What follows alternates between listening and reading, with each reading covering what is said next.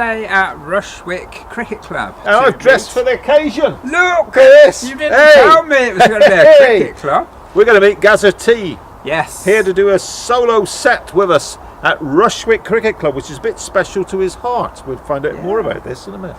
It's the Pumpkin Sessions.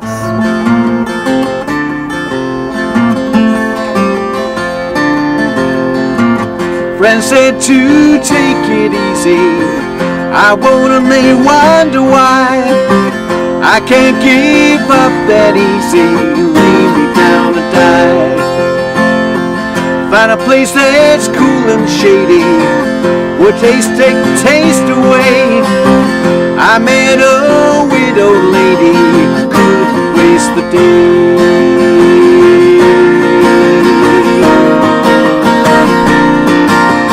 That was my Indian summer. That was my Indian summer. She said she'd lost her husband. I told her I'd lost my wife. Those years together had been the best of my whole life. Friends said we ought to marry. I smile and shake my head. One wife can make you happy, two can make you dead.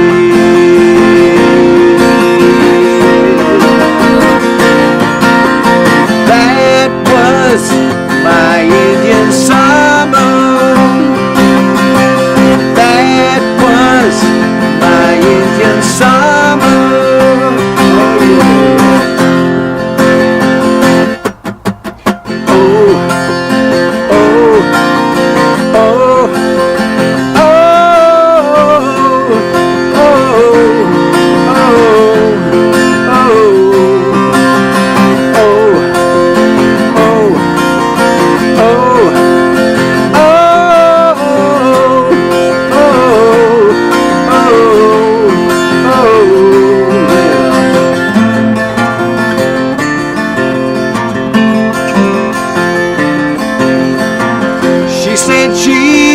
Her husband.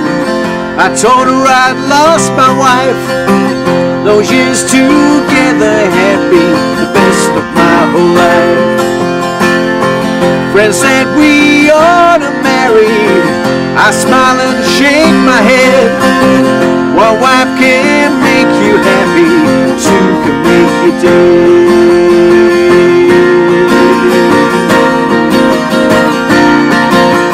That was my Indian summer.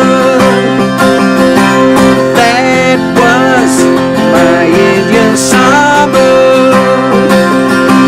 That was my Indian summer. Oh, yeah.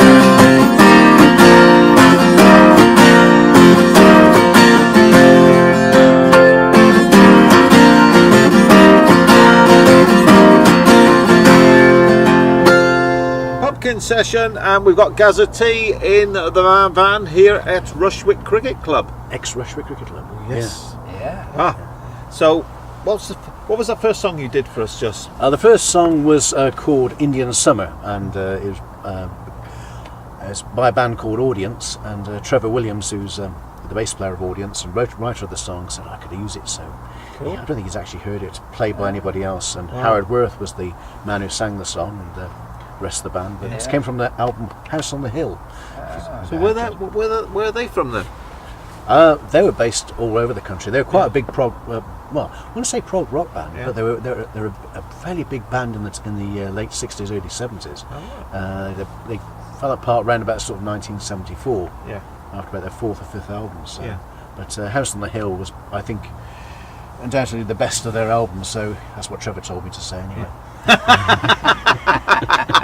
But it's a pretty good album, and Gus Dudgeon, who produced Elton John's stuff, he was the main producer of that final two albums, you know. So Just a couple of days ago, we were all at Earthfest, weren't we? We were indeed. Brantford. How did that go? Did you enjoy it? Earthfest, always good fun. A lot of hard work if you're there running the stage. Yeah, I bet. There were so many people who wanted to play that my little slot went to somebody else. So. Did it? But we had people from all over, different types of music, different genres, folk and blues, and we had some Karen from Australia. She came over. She Karen played Weiss. for us, yeah. And you're flying off to Australia soon? Yeah, I'm going on next, on the 11th of October. I'm disappearing over there for 3 weeks or so. So, because you're pretty regular. Over in that part of the world, yeah. Over in far north Queensland. You've got a bit of a following down in there. Cairns, as they're supposed to say, not Cairns, but Cairns. Right. And Port Douglas and Coranda. So there's a few shows coming up on that. Up there. Your Tablelands Folk Festival and Rock This Country Blue, which you can imagine has got rock, country and blues involved. The Billabong in Coranda, so that's coming up as well. Right. So are you over there solo? Or? Yeah, I'm going over there solo. Always go over there solo. Don't take anybody with me. I'm not taking any instruments either. I'm borrowing as many instruments. Yeah. So it's some good people over in Australia who've offered to let me ruin their instruments for them. Because you've had band projects before with like Stomping on Spiders. Stomping on Spiders, well, sadly, Stomping on Spiders came to a bit of a, after 7-year itch, I suppose, we might call it. And Nora and Becky had a lot of personal things they wanted to deal with in life, and those sort of things take precedence. Yes. And it's more than family and business and one thing and another.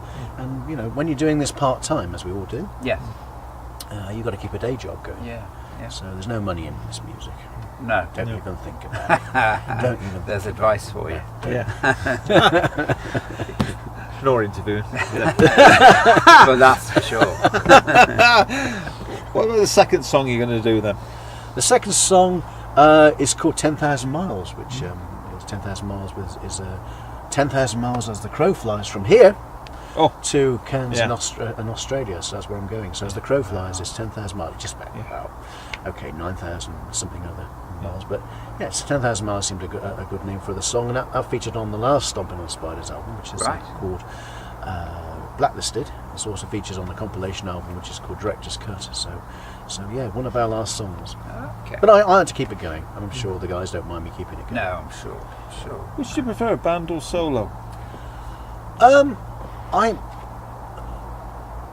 I think both really, and they both have different disciplines. And when you're on your own, you are on your own. And as you know, I play harmonica as well with the guitar, and you've really got to be on the ball when you're playing solo. And it is a very good discipline to do.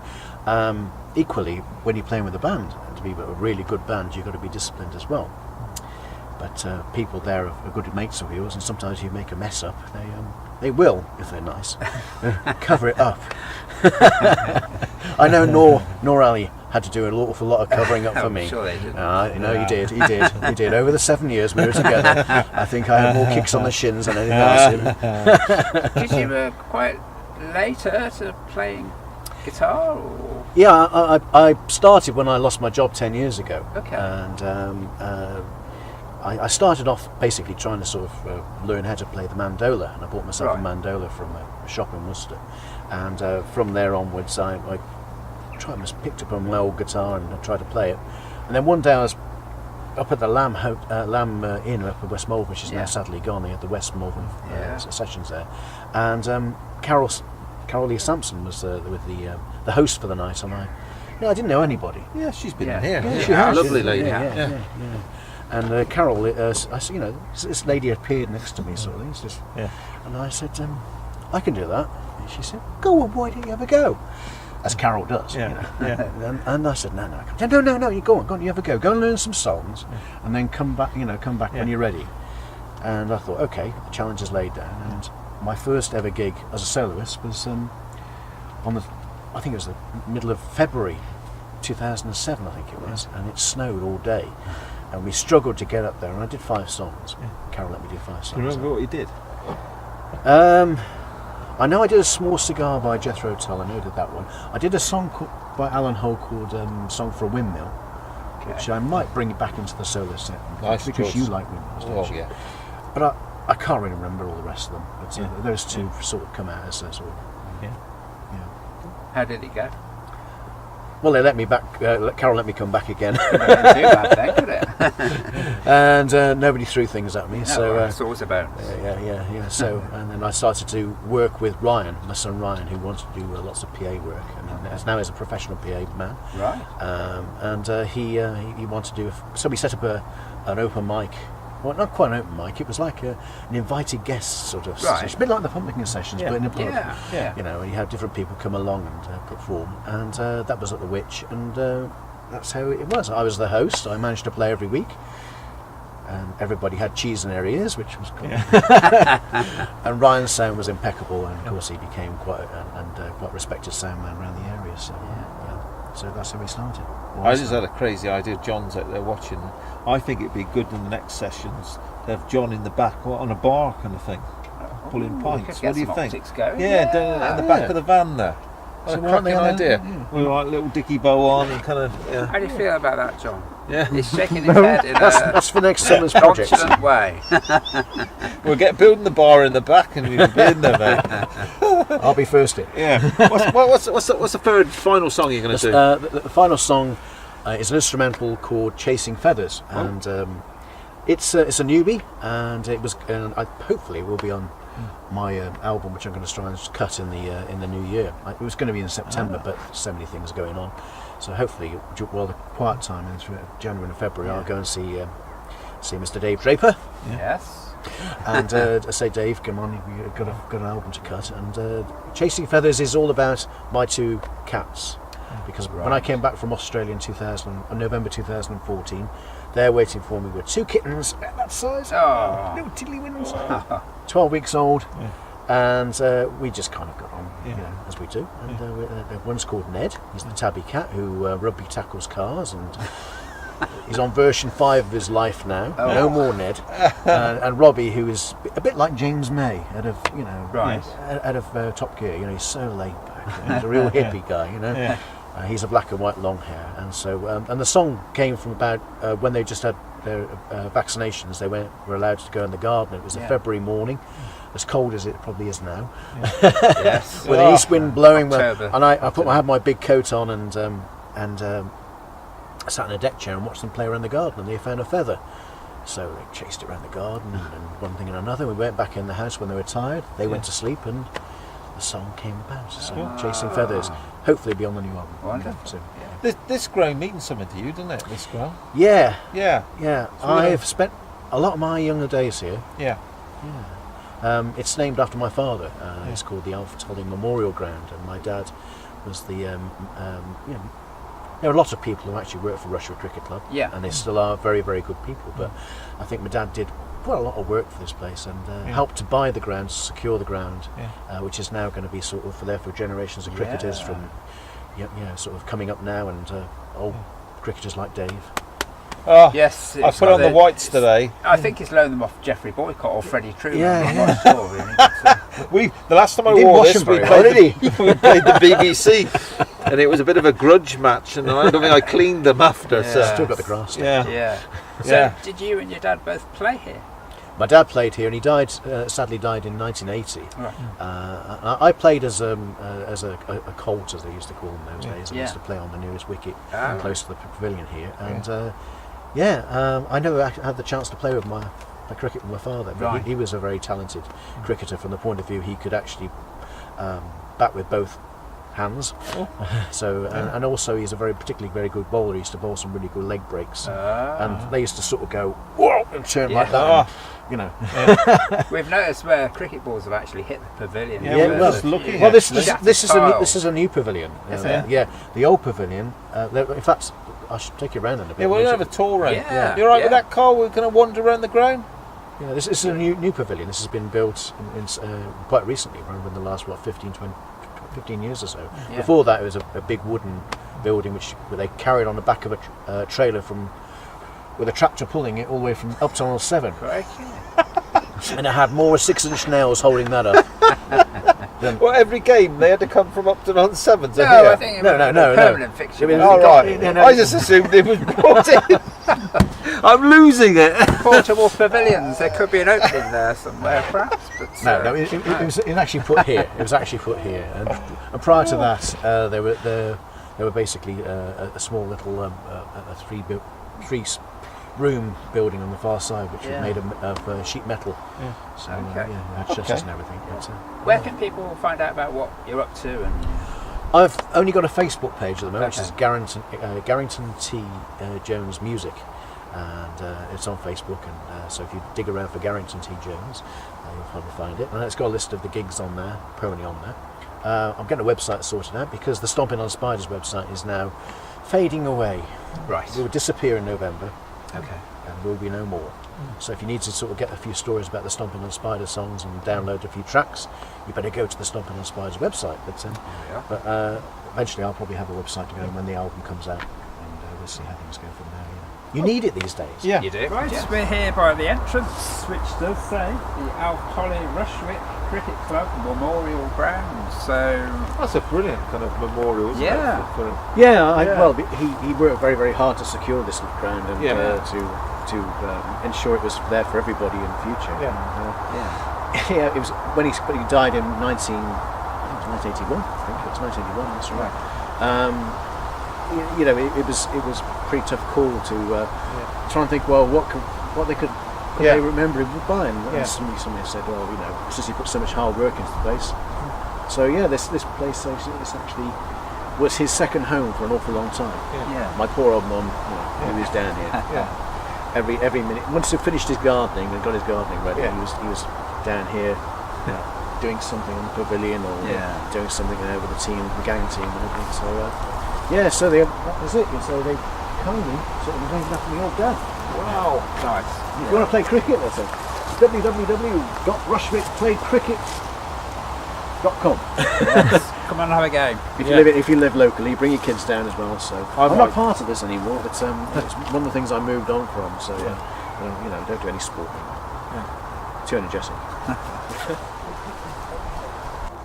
Okay, we're moved around the ground now and to another special place. Tell us about this then. Well, this place is where after my father died, a gentleman called Harry Rock, who was the president of the cricket club, he came back from Canada. Now, I don't know how he managed to do this, but he managed to smuggle back in his case a sapling from a redwood, which is about that size. Okay.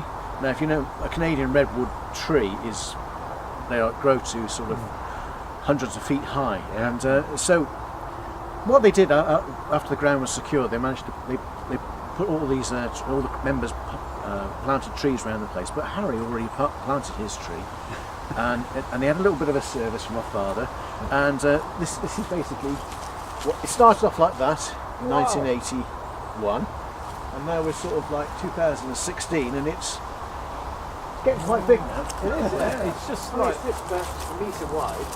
Wow. So that tree will probably grow up to 200 or 300 feet, and the actual trunk will probably be about sort of 2 or 3 meters in diameter.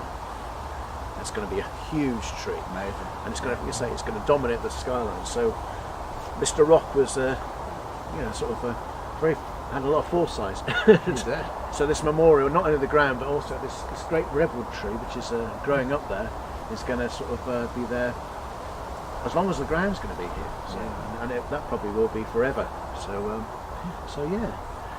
So come back in about 50 years' time, and it'll be twice the size of that and twice as high. I won't be around now. I'll probably These be guys in will there. These guys will be in We're the, looking out the in window. the old folks' home there. With his dirty cricket jumper. That's them washed it then. Thanks for showing us around the ground That's tonight, right, doing that's the right. music and Thank stuff. you very much, We've thank you. loved it.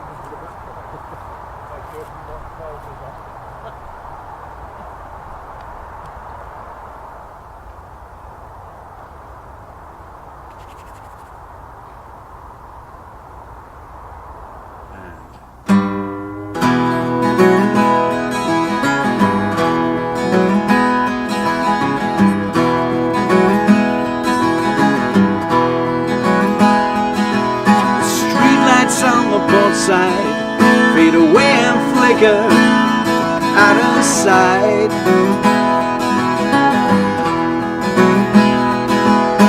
Through the inky darkness, as I soar away into the black of night.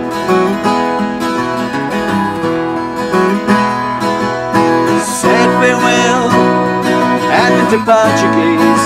Now I'm on my own.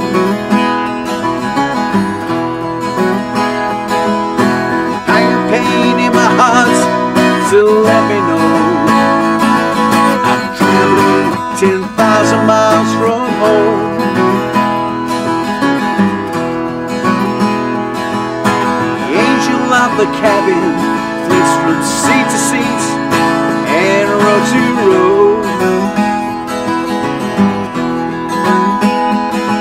Her reassuring smile helps to heal the pain that just won't let me go.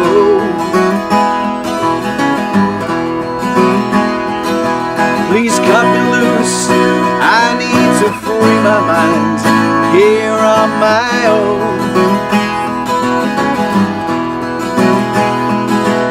I'm so confused, I fall into trouble sleep.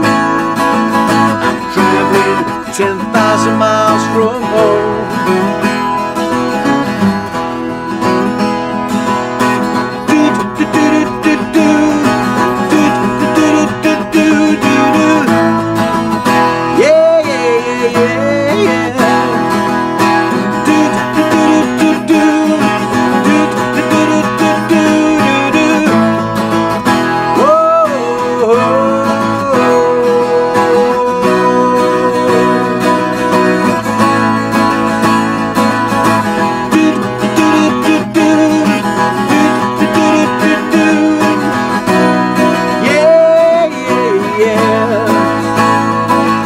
I'm traveling 10,000 miles from home.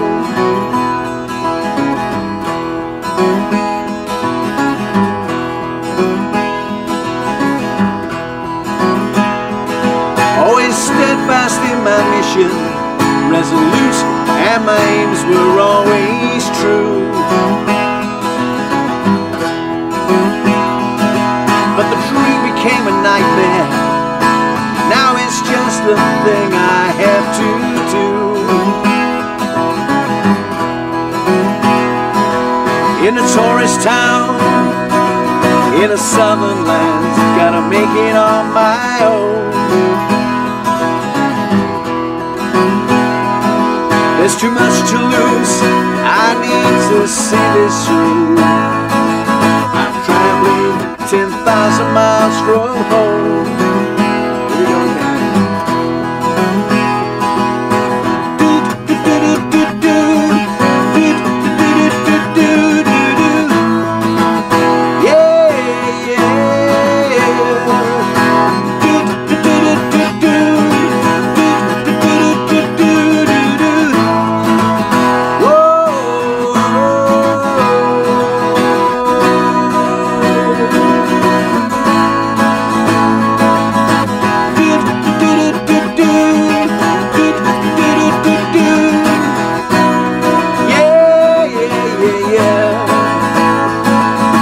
Traveling 10,000 miles from home. Traveling 10,000 miles from home. Traveling 10,000 miles from home.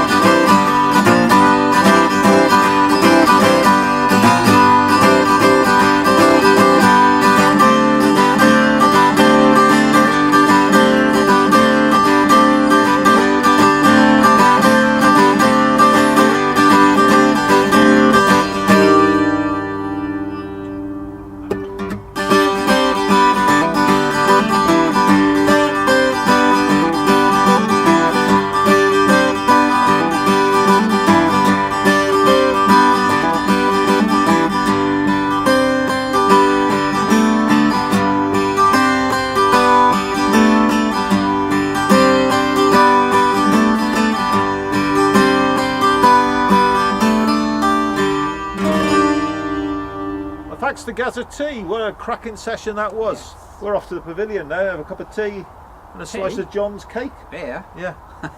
Same thing. Bye.